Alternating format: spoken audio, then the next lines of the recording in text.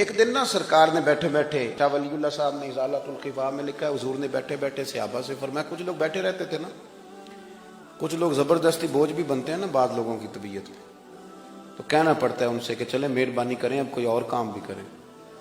اور کچھ ایسے ہوتے ہیں کہ مثل تعویذ ہوتے ہیں کچھ لوگ، وہ جب بھی ملتے ہیں شفا ہوتی ہے۔ تو ایک دن سرکار نے فرمایا، حضرت انس بن مالک کہتے ہیں حضور نے فرمایا بھی سارا دن نہ بیٹھے رہا کرو، وقفے سے ملا کرو، وقفے سے محبت بڑھتی ہے، وقفے سے ملا کرو محبت بڑھتی ہے۔ کہتے ہیں حضرت ابو بکر صدیق بھی قریب بیٹھے تھے، وہ بھی سن رہے تھے۔ ظہر سے پہلے بات ہوئی تو حضرت صدیق اکبر ظہر میں آئے، نماز پڑھی اور چلے گئے، عصر میں آئے نماز پڑھی اور چلے گئے، مغرب میں آئے نماز پڑھی اور حضرت انس بن مالک کہتے ہیں ظہر کے بعد بھی حضور نے پوچھا ابو بکر نہیں آئے؟ دیکھ بھی لیا ہے، آئے بھی ہیں، لیکن فرمایا وہ تو نماز میں آیا تھا نا، ادھر نہیں آیا۔ عصر کے بعد پھر پوچھا ابو بکر نہیں آئے؟ آپ ذرا کبھی اس لذت کو محسوس تو کریں، ذرا دیکھیں تو صحیح ہے کیا ہو رہا۔ تیسری دفعہ مغرب کے بعد پوچھا انس یار ابو بکر نہیں آیا؟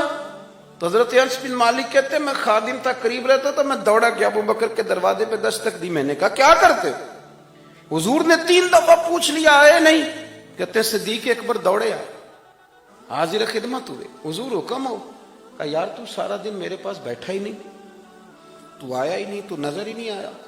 عرض کی حضور آپ نے تو فرمایا تھا وقفے سے ملا کرو محبت بڑھتی ہے۔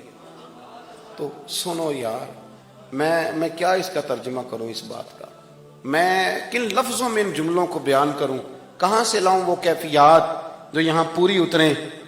حضور آپ نے تو فرمایا تھا وقفے سے ملا کرو محبت بڑھتی ہے۔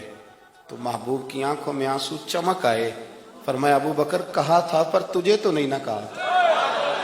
اور یار کہا تھا کچھ لوگوں سے، تجھے تھوڑی کہا تھا تو نہ جایا کر، تو یہیں رہا کر، تو رہا کر یار، تو رہتا ہے تو میرا دل لگا رہتا ہے۔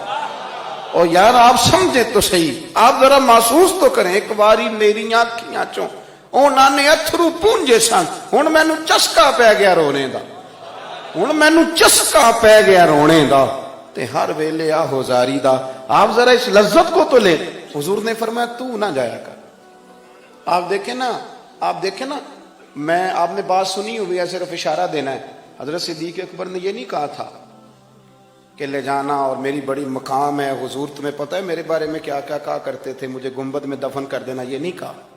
فرمایا لے جانا، دروازے پہ رکھ دینا، اگر دروازہ کھول دے، انہوں نے خالی دروازہ کھولنے کی بات کی تھی، تفسیر کبیر ساری پڑھ لیا، اگر دروازہ کھول جائے تو دفن کرنا، ورنہ جنت البقیع میں۔ فرمایا میں اس پہ بھی راضی ہوں، جنت البقیع میں دفن کر دینا۔ لیکن مولا علی کہتے ہیں ہم نے تو صرف رکھا تھا، اور ہم نے عرض کی حضور ابو بکر حاضر ہے۔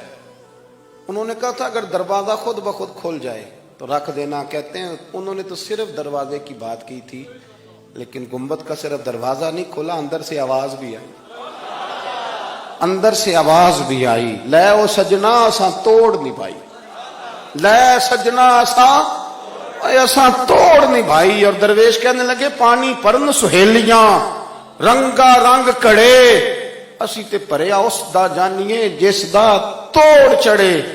آواز آئی دیر نہ کرو، حبیب کو حبیب کے ساتھ ملا دو، لاؤ قریب کرو۔ جتنا قریب رہے قربت بڑی، پیار بڑا، بات سمیٹنے لگاؤں، ادب بھی بڑا۔ اور پتہ کس طرح ادب کرتے تھے؟ حضور صلی اللہ علیہ وسلم تشریف لے گئے ایک کافر قبیلے کی صلح کرانے، فرمایا دیر سے آیا تو اثر پڑھا لینا۔ صحابہ کو پتہ تھا کہ جب حضور نہیں ہوں گے تو جماعت کون کرائے گا۔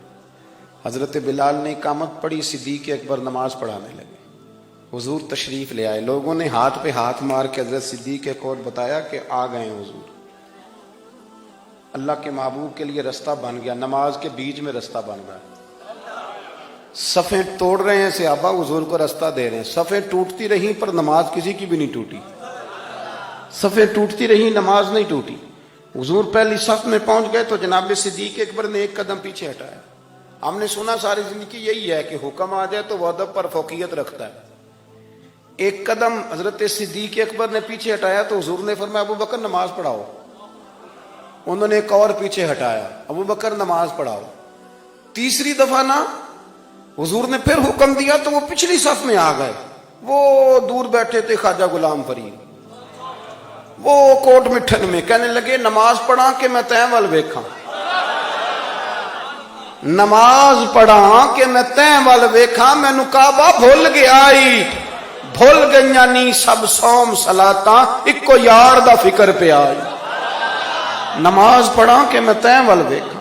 और इकबाल कहने लगे अज़ां तो अज़ल से तेरे इश्क का तराना बनी, और ये नमाज तो उसके नजारे का एक बहाना बनी। नमाज पढ़ा कि मैं तैं वल वेखा, उनते काबा भूल गया। नबी पाक सल्लल्लाहु अलैहि वसल्लम अगली साफ में खड़े हुए, मुसल्ले पे जमात कराई। नमाज के बाद हुजूर ने ना मुस्कुरा के पूछा, अबू बकर मैंने 3 दफा कहा था, क्यों नहीं नमाज पढ़ाई? फिर भी लफ्ज कोई नहीं, जुमला कोई नहीं। अत्ताहियात की हालत में बैठे थे तो हाथ बांध दिया, क्या जुमले कहे, क्या शान है। कहने लगे हुजूर अब अबू काफा के बेटे की इतनी जरूरत भी नहीं कि मदीने वाले रसूल को जमात कराए। इतना